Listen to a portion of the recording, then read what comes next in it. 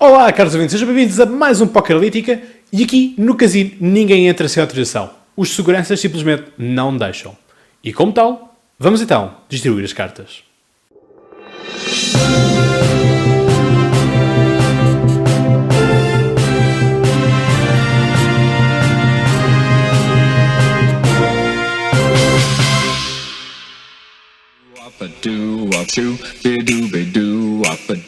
E nós estávamos com tanta esperança em Itália, eis que nos chega então a notícia que Giuseppe Conte abandona o governo. Demite-se do cargo de primeiro-ministro, o qual tinha sido indigitado, e Sergio Mattarella, presidente da República, apesar de ter alguns receios, aceitou a indigitação por Luigi Di Maio, do Movimento 5 Estrelas, e de Matteo Salvini, da Liga do Norte. Luigi Di Maio, que queria ficar com a pasta do desenvolvimento económico da Itália, e Matteo Salvini queria ficar com o Ministério do Interior. Ora, o primeiro queria para aplicar as reformas anti-austeridade que eram necessárias aplicar na Itália e, quiçá, alterar a própria União Europeia. De resto, esse ponto é um dos que leva à rescisão, por assim dizer, ao abandono de Giuseppe Conte. Já Matteo Salvini, da Liga do Norte, queria a pasta do interior para ser mais duro com os imigrantes e expulsar aqueles chulos, e isto são palavras do próprio Matteo Salvini, dos chulos que ganham dinheiro com os nossos impostos. É esta a frase que Matteo Salvini usa num dos seus últimos discursos, agora após a apresentação na altura de Giuseppe Conte. Giuseppe Conte, que é um jurista de 53 anos, fora da política, nunca exerceu nada relacionado com a política, e que se viu também embrenhado num caso de imprecisão do seu currículo. Portanto, não é só em Portugal que tal acontece, também acontece nos outros países. Mas aqui passa-se com o caso da demissão, acentua-se com o facto de Paolo Savona, portanto, que seria o ministro da Economia italiano, ser um economista de 82 anos, vincadamente eurocético, ao ponto de, em recentes declarações, ter dito que das primeiras coisas que iria fazer era tirar a Itália da zona euro. Ora, Sergio Mattarella disse basta, não queria um ministro assim, portanto, poderia levar à dissolução do próprio governo. O governo esse que ainda teria que passar pela Câmara dos Comuns, portanto, o Parlamento italiano, e ainda pelo Senado italiano, agradando quer à esquerda, quer à direita, nas duas casas. E, portanto, Giuseppe Conte, antevendo já uma crise política a instalar-se, demite-se, e Sergio Mattarella ainda não sabe bem se vai convocar novas eleições ou deixar os dois partidos, portanto, o Movimento 5 Estrelas e a Liga do Norte, formarem um novo governo. Portanto, vamos continuar aqui com a Itália junto de nós e, portanto, Giuseppe ciao. Saindo então aqui da Europa, vamos para o Extremo Oriente e vamos parar na Coreia do Norte e na Coreia do Sul, enfim, na Península Coreana, que muitos querem unificar. Tivemos esta semana duas coisas muito controversas. Primeiro, Donald Trump a dizer que não iria fazer a cimeira com Kim Jong-un, mas temos Kim Jong-un a dizer que quer continuar, e agora Donald Trump volta a dizer que afinal é possível fazer então a cimeira em Singapura no dia 12 de junho. Ora, Donald Trump começou a acusar o discurso duro de Kim Jong-un face aos Estados Unidos. Enfim, nós todos sabemos que existe sempre por parte dos líderes aquilo que é o discurso forte para fora, ou o discurso forte para dentro, e depois um discurso fraco para fora ou para dentro. Há sempre esta estratégia a adotar, dependendo das coisas como estão, quer a nível externo, quer a nível interno. E, portanto, há aqui muito bluff. Estão-se a jogar demasiadas fichas neste jogo. E aquilo que nós temos agora, como certezas, são que vão estar presentes nos desmantelamentos que têm ocorrido durante esta semana. Portanto, a Coreia do Norte tem-se portado bem, vamos dizer assim, em cumprir tudo o que foi combinado. De resto, ainda este fim de semana, os dois líderes das Coreias, tanto quer da Coreia do Norte, Kim Jong-un, quer da Coreia do Sul, juntaram-se uma vez mais e estiveram juntos. Portanto, delineando melhor qual é que era a estratégia para fazer. A Coreia do Norte tem vindo a desmantelar muitos túneis, tem acabado alguns laboratórios e agora estão jornalistas, quer da própria Coreia do Sul, dos Estados Unidos, da Inglaterra, da Alemanha e da Rússia, a acompanhar todos os procedimentos. Portanto, esta abertura que a Coreia do Norte faz a jornalistas exteriores e deixá-los, portanto, visitarem, obviamente com algumas condicionantes, mas visitarem esses desmantelamentos, acho que é um passo muito importante nesta nova fase da política externa da Coreia do Norte, que está a abrir, inclusive, alguns apoios vindos dos Estados Unidos. Portanto, Donald Trump aqui, enfim, zigue-zagueia mais uma vez, muita instabilidade, portanto, não faz um jogo certo, mas no póquer é algo que funciona muito bem, ou seja, quando se quebra o padrão, os nossos oponentes ficam sem saber qual é que vai ser a próxima jogada. Portanto, Donald Trump nisto faz muito bluff, faz muito raise, às vezes ganha, às vezes perde, enfim. Mas nesta semana, obviamente que perde a nível internacional, porque a Coreia do Norte tem estado a fazer um jogo regular e, portanto, nada mais a apontar quanto a isto. Vamos então esperar que a Singapura receba então a cimeira entre estes dois países e que a paz continue no mundo, ao contrário daquilo que está a acontecer na faixa de Gaza. A Cambridge Analytica fechou, o Facebook pediu desculpa e agora nós estamos a receber mensagens, não só SMS, como também de e-mails de muitas empresas e outras corporações que têm os nossos dados e agora nos dizem como é que vai ser o novo Regimento Geral de Proteção de Dados. Portanto, esta onda toda que foi levantada em relação à proteção dos nossos dados serviu para alguma coisa. É aquilo que eu gosto de chamar de proteção de cidadania do grupo. E isto, agora entramos numa nova fase. Entramos numa fase em que, pelo menos nestes primeiros dias, as coisas estão muito frescas, todavia não tem sido muito transparente as questões, ou seja, temos de ser nós a procurar o que é que muda neste novo regimento, mas é algo que é harmonizado para toda a União Europeia. Por exemplo, e isto já vincula multas, coimas, e portanto para pessoas individuais é 500 euros, mas se forem empresas as multas oscilam entre 2.500 a 3.000 euros de multa. E isto, o que é que muda? Primeiro de tudo, vamos a casos práticos. Havia muito aquela tendência de operadores e de empresas de marketing nos ligarem a fins publicitários, a fins de estatística, etc., sondagens, para nos perguntarem o que nós achávamos, etc. Isto agora muda. Porquê? Porque nós, na altura, dizíamos que não queríamos mais ser contactados e, no entanto, dali a 1, 2, 3 meses, estávamos outra vez a ser contactados. Ou seja, era-nos violado um direito que nós, consumidor, temos, que é o direito a ser esquecido. Direito que as empresas apaguem todos os nossos dados. Depois, há outro ponto, que é sabermos que base de dados, quais são os dados que determinada empresa tem de nós. A partir de agora, a qualquer momento, nós podemos pedir isso. Isso foi algo que começou com o Facebook e houve muitos vídeos a explicar-vos como é que vocês podiam extrair justamente esses vossos dados, mas agora podem fazê-lo a qualquer altura e obviamente que agora as empresas estão mais melindradas. E há outro tópico a fazer que é nada pode ser feito sem o vosso consentimento. Isto é, sem dúvida, uma grande conquista, ou melhor, uma reposição da verdade, porque sempre lá esteve, simplesmente as empresas passavam por cima e o facto de isto agora estar harmonizado a nível da União Europeia é muito, mas mesmo muito positivo. Portanto, agora, verifiquem os vossos dados, cancelem coisas que vocês já não usam, já não vos dão jeito, porque são menos lixo que existem nas empresas, menos migalhas vossas que vocês deixam e que possam eventualmente algum dia serem rastreadas.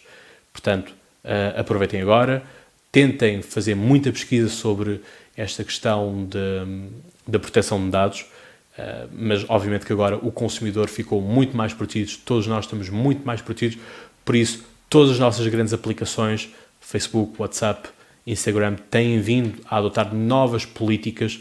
Como é que vocês leiam também? Não fazer apenas aquela coisa do confirmar e aceito e tudo mais.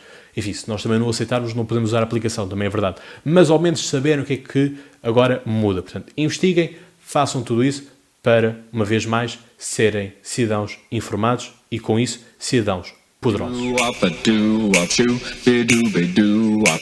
Como muitos de vocês devem saber, sou do Benfica, tendo jogado rugby pelo Benfica.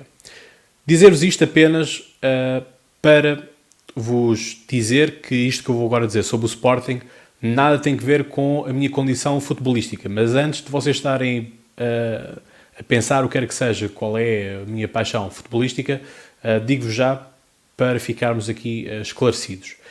E aquilo que aconteceu em Alcochete, de facto, é vergonhoso. Mas mais vergonhoso ainda para mim são as declarações do secretário de Estado do Desporto, João Paulo Rebelo, em que, em direto, e portanto com um grande aparato das televisões, limita-se a dizer que a República Portuguesa, portanto, estando ele do Governo, representa a República Portuguesa, representa-nos a todos nós, condena veementemente os atos de Alcochete. Só isto. Isto não é suficiente.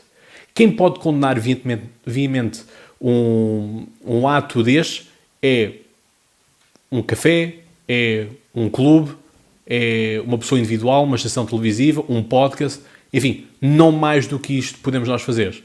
Mas, agora, uma pessoa do governo, uma pessoa de Estado, pode fazer muito mais do que simplesmente ir para a televisão e condenar os atos.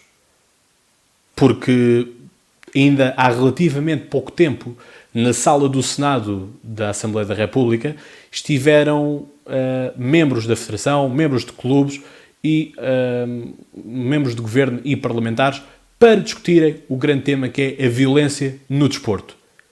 E após estes acontecimentos atrozes, que Bruno Carvalho disse apenas é chato, não se faz nada. Isto realmente é que é chato. É um governo não fazer nada, não aplicar e deixar que o tempo e o espaço apaguem da memória estes atos de violência. Primeiro de tudo, custa-me acreditar um pouco ainda como é que 50 pessoas, mais coisa menos coisa, terão entrado em Alcochete. E depois ficam presos no Barreiro, portanto à espera de condenação, e não há mais nada do que isso. Quer dizer, aquilo que é importante é as televisões difamarem e chicotearem basicamente todos os dias Bruno Carvalho, muitos sportinguistas virem sempre a criticar, elementos de direção demitirem-se um após outro, depois temos tiradas de quase 2 horas de Bruno Carvalho a falar para as televisões, ainda que fazendo-a esperar cerca de 1 hora até chegar à sala de imprensa. Enfim, volto a dizer, não estou aqui para dizer o que é que seja em relação ao futuro do Sporting. Agora, o que há aqui a fazer é a questão do desporto. E, portanto, a Assembleia da República, o Governo, tem mecanismos, tem poder para fazerem algo mais do que simplesmente aparecerem numa Câmara e dizerem que estão chateados e que é muito aborrecido que isto aconteça e porque nós somos campeões europeus e que vamos estar no Mundial da Rússia. Isso é tudo muito bonito, mas é isso que eu, Cláudio Fonseca e o podcast à Conversa Com podem dizer. Agora, quem está no governo tem muito mais poder. É preciso pôr mão pesada em relação àquilo que acontece na violência no desporto. Porque são violências, são desacatos que muitas vezes têm proporções maiores porque é uma paixão muito maior do que muitas outras que existem no nosso cotidiano. Não é? Muitas pessoas se chateiam nas coisas. Muitas vezes fazem-se grandes manifestações e invadem-se, então, academias esportivas, mas não se faz nada em relação ao aumento do preço da gasolina, por exemplo. Não é? Somos a gasolina mais cara de toda a Europa. E, no entanto, o povo é sereno. Não é? Portanto, em relação a esta violência no desporto, é preciso ter mais mão pesada, acionar mais mecanismos e as pessoas perceberem que o futebol, ou qualquer outro desporto, mas em Portugal funciona mais o futebol, também muito por culpa dos jornais, e isso foi algo que aconteceu, por exemplo, quando João Sousa ganha o Millennium Steel Open e apenas um jornal dá destaque de primeira página total a João Sousa. O resto limita-se a notas de rodapé na capa. Enfim, é a cultura desportiva que nós temos em Portugal. É preciso também mudar um pouco em relação a isto. E, portanto, há que acionar esses mecanismos para fazer aquilo que aconteceu também na Inglaterra. Na Inglaterra tínhamos os hooligans, que levaram de resto ao afastamento das equipas inglesas das competições europeias. Serviu-lhes de exemplo e serviu-lhes de emenda. Hoje em dia, os hooligans não entram nos grandes estádios de futebol. Sendo então, aquele fim de semana, realmente uma festa de família, uma festa de futebol. Enfim, festa, não violência. E, portanto, se nós fazemos também campanhas contra o racismo, e bem, também devemos fazer então campanhas contra a violência no desporto. E agora, para concluirmos, fechamos então com o Congresso do Partido Socialista que aconteceu este fim de semana. Nada de novo debaixo do sol, mas fazemos apenas aqui um esclarecimento. Muitos de vocês têm perguntado, então, Cláudio, quando é que António Costa vem ao podcast, quando é que ele aceita, etc, etc.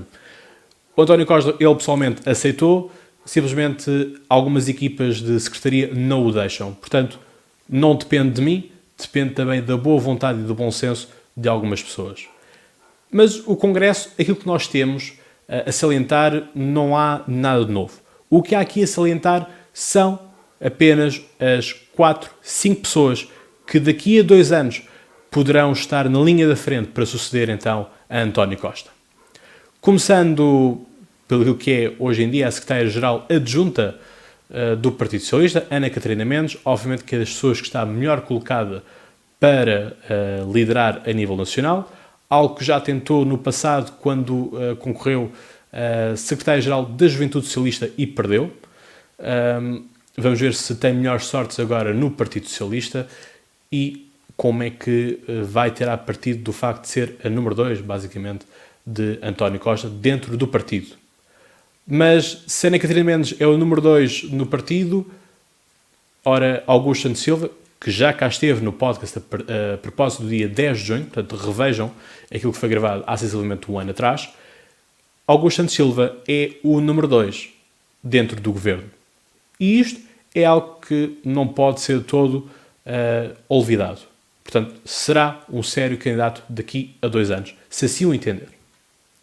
Obviamente que estamos aqui tudo um pouco naquilo que é a suposição, com algumas coisas que eu sei de certeza. Depois temos então aquilo que tem sido alguém muito apontado e que já deu há muito tempo o pontapé de saída. Pedro Nuno Santos, secretário de Estado dos Assuntos Parlamentares. Foi líder da Juventude Socialista, portanto, quererá também ele liderar o Partido Socialista. Fez esta moção global, uma moção que levou e que foi muito aplaudida dentro do próprio partido, e temos tido alguns deputados já a declararem o apoio para aquilo que será o Pedro Nunismo, obviamente expressão retirada da entrevista de Ascenso Simões, deputado do Partido Socialista. Outra pessoa que poderá estar também interessada nisto será Fernando Medina, portanto, aquele que era apontado como um grande Benjamin para avançar, assim como há alguns anos era João Galamba, que deixou agora de ser porta-voz do Partido Socialista, porque, como ele disse, já não faz parte da Comissão Permanente do Partido Socialista. E talvez temos aquilo que o Observador chamou de Petit Challenger, que é Daniel Adrião, que esteve cá no podcast e nas eleições internas do partido conseguiu aumentar mais 10 lugares na Comissão Nacional do Partido, portanto o órgão máximo a decisão do partido. E isto, agora fazendo aqui os alinhamentos mais ou menos políticos, aquilo que temos assim mais à esquerda será sem dúvida Pedro Nuno Santos, portanto será alguém que, caso a geringonça dure, quererá manter as mesmas questões, portanto é a pessoa colocada mais à esquerda. Quem será uma pessoa mais cautelista será justamente Augusto Santos Silva, que tem uma posição mais moderada. Enfim, não esquecer que ele também fazia parte da equipa de José Sócrates que é conhecido como o Centrão, e portanto, obviamente que estará muito, como é que é dizer, nesse enquadramento político do centro, da cautela, mas obviamente seguindo um padrão de esquerda, mas há sempre quem esteja mais à esquerda do que outra pessoa qualquer. E portanto, do Partido Socialista não há grandes novidades, há este compromisso com o Sistema Nacional de Saúde. Enfim, nesta semana morreu António Arnaud, a quem nós, obviamente, endereçamos os sentimentos à família e agradecemos. E agradecemos de facto, não agradecemos por ficar bonito, por assim dizer, agradecemos o facto de existir o Sistema Nacional de Saúde. O Sistema Nacional de Saúde que, na altura, foi votado a favor pelo Partido Socialista, pela, então, UDP, portanto, a grande força motriz do atual Bloco de Esquerda, e que foi, na altura, rejeitado pelo PSD e pelo CDS. Portanto, eram partidos que, na altura, e se calhar ainda hoje, mantêm uma visão como é dos Estados Unidos. Recordar-vos de que nos Estados Unidos não existe um Sistema Nacional de Saúde. Enfim, houve o Obamacare, mas ainda com uma grande distância daquilo que seria o Sistema Nacional de Saúde. Portanto, recordar-vos então, em países como nos Estados Unidos, o Sistema Nacional de Saúde, o Sistema de Saúde é entregue a seguradoras. Portanto, são companhias de seguros de saúde, que em Portugal também existem, que em alguns casos favorecem pessoas, alguns casos funcionam em regime normal, outros casos não funcionam todos. E, portanto, é isto que nós temos. Obrigado, António Arnaud, mais uma vez. E, portanto, do Congresso do Partido Socialista não há grande coisa a retirar. Enfim, uma liderança incontestável de António Costa, que obviamente lhe valeram a reeleição. Cada vez mais digo-vos que os congressos perdem cada vez mais importância no sentido de aquilo que é decidido nas eleições internas é decidido e, portanto, o líder tem carta branca para fazer o que quer que seja e, portanto, não, longe vão os tempos em que havia congressos disputados ou então o tal congresso como Daniel Adrião nos falou, em que Mário Soares estava em minoria no Congresso, mas conseguiu dar a volta em pleno Congresso e ser então o vencedor nesse primeiro Congresso. E, portanto, caros ouvintes, é tudo por esta semana. A semana que vem será certamente interessante, como todas as semanas são, umas mais que outras, mas haverão certamente novidades em relação à Itália, que nos preocupa ainda muito, porque, enfim, a Itália pode não ser já o país que era há uns anos atrás, mas obviamente mantém uma postura e uma posição cimeira dentro da União Europeia e por isso é que era tão grave e tão escabroso o facto de Paolo Savona, que, permito agora que vos diga, felizmente não será à partida o Ministro da Economia italiano, digo à partida porque não se sabe qual é que será a próxima solução do governo, mas duvido muito que os dois partidos populistas, quer seja o Movimento 5 Estrelas, quer seja a Liga do Norte, vão chamar essa pessoa para o cargo. Enfim, queria retirar a Itália da zona euro, então isso seria o descalabro para a economia italiana. E, portanto, caros ouvintes, já sabem, até para a semana e tenham boas conversas e continuem a fazer boas apostas.